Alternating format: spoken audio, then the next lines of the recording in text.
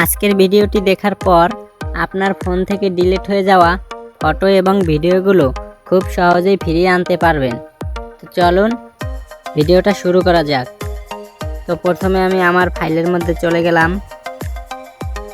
ফাইলের মধ্যে যাওয়ার পর মনে করেন এখান থেকে আমি একটা ছবি ডিলিট দিলাম। যেরকম এই ছবিটাকে আমি ডিলিট দিয়ে দেখাই, এটাকে আমি ডিলিট করে দিলাম। দেখতে পাচ্ছেন আমার ফোন থেকে কিন্তু ওই ছবিটা ডিলিট হয়ে গেছে এবং তার সাথে সাথে এই ছবিগুলোকেও আমি ডিলিট করে দেখাই।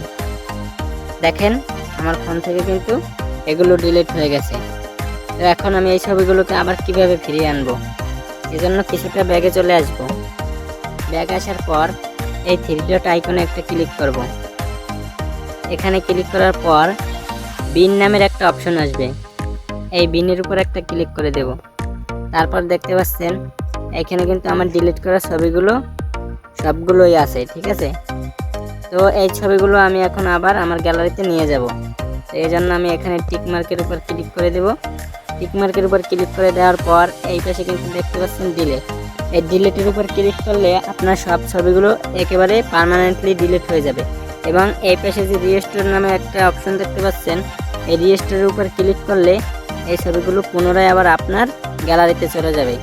তো আমি রিস্টোরের উপর একটা ক্লিক করে দিলাম।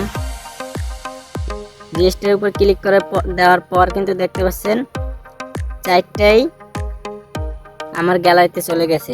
তো চলুন দেখি গ্যালারিতে গেছে কিনা। যেন একটু ব্যাগে চলে আসলাম। ব্যাগে আসার পর আবার আমি ইমেজে চলে যাব।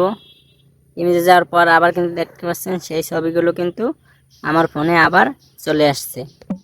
তো আশা করি বন্ধুরা ভিডিওটা বুঝতে পারছেন। ভিডিওটাকে একটি লাইক করে দেবেন এবং চ্যানেলটিকে সাবস্ক্রাইব করে দেবেন। ধন্যবাদ।